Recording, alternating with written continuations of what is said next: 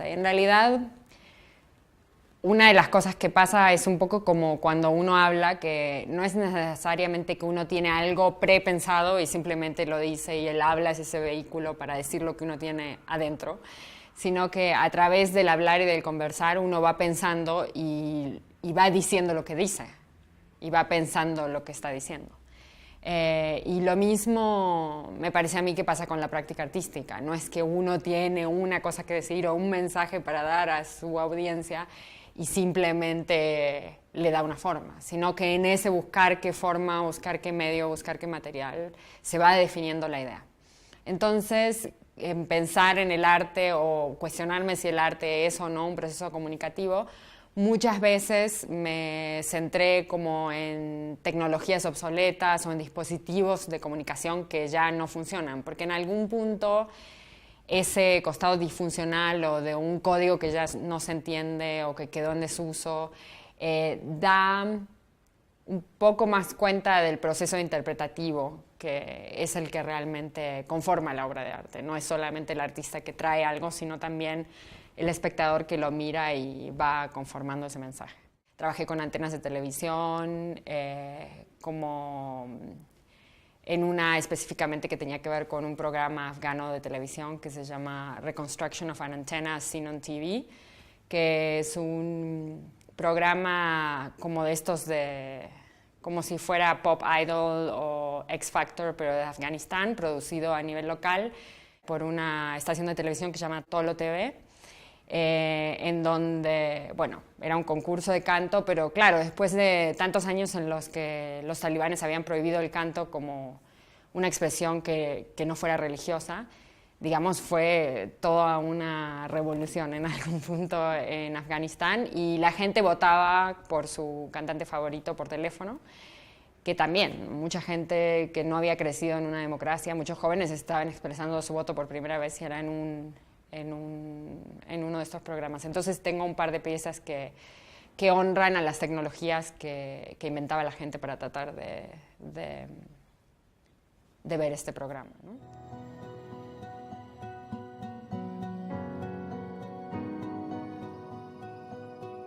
Durante mucho tiempo me quise centrar en realizar obras que como que rindieran homenaje o tributo a esta figura del que escucha.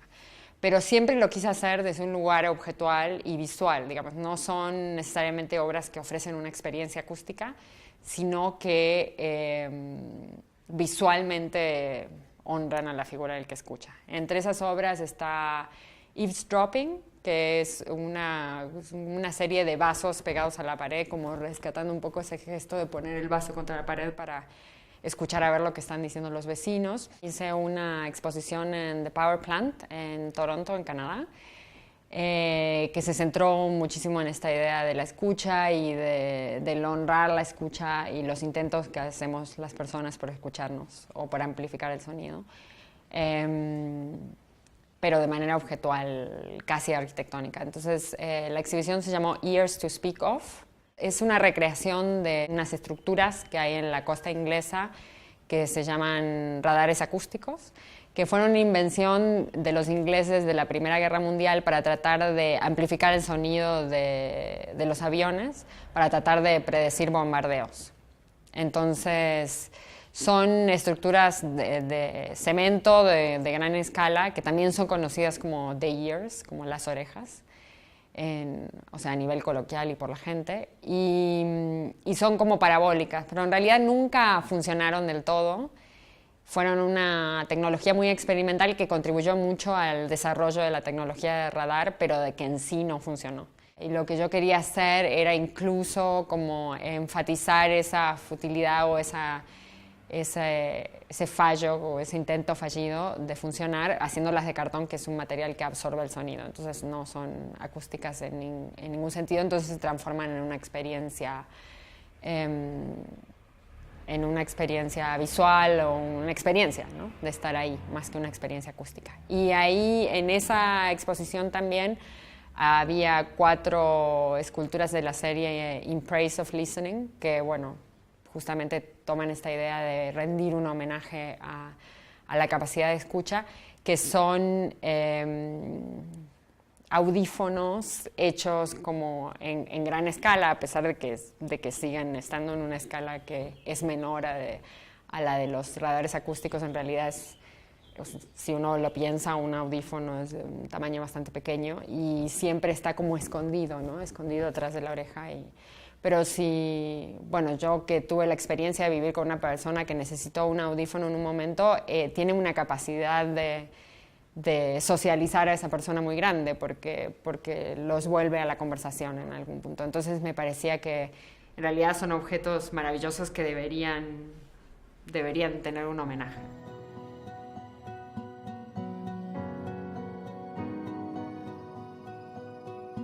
Trabajo mucho desde la escultura porque creo en el objeto.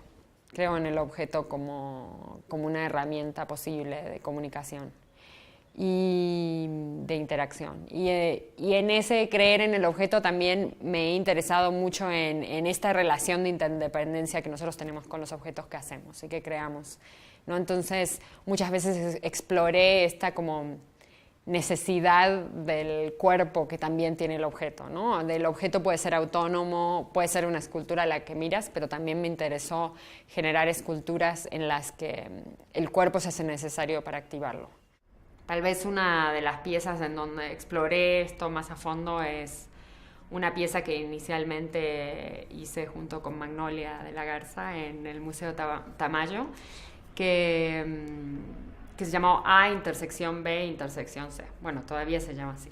Y básicamente era una habitación llena de formas geométricas, cortadas en acrílico transparente de color, como el que está aquí en el fondo.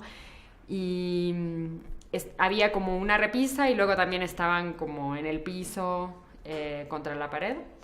Y cada hora venía un grupo de personas, un grupo de performers, que podía ser de entre 3 y 5, tomaban una cada una y se paraban en determinado lugar del espacio y formaban una composición geométrica. Y esa composición geométrica estaba basada en la operación de intersección, que es una operación que es de la matemática de conjuntos.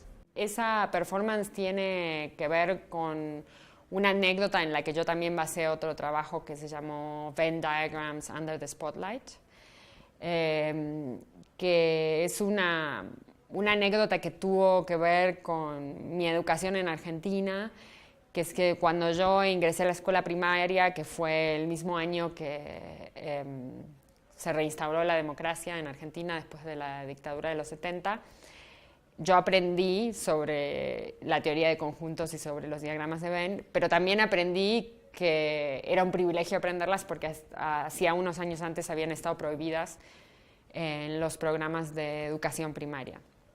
Y una de las cosas que me llamó mucho la atención en ese momento y cuando aprendí esto y en la que me quedé pensando por muchos años es esta cosa de la prohibición, por un lado, de la expresión matemática del agrupamiento, del juntarse, y por otro lado, de la práctica social. Lo más tremendo que ocurrió durante la dictadura argentina no fue necesariamente la prohibición de las matemáticas de conjunto, sino la desaparición de personas, ¿no?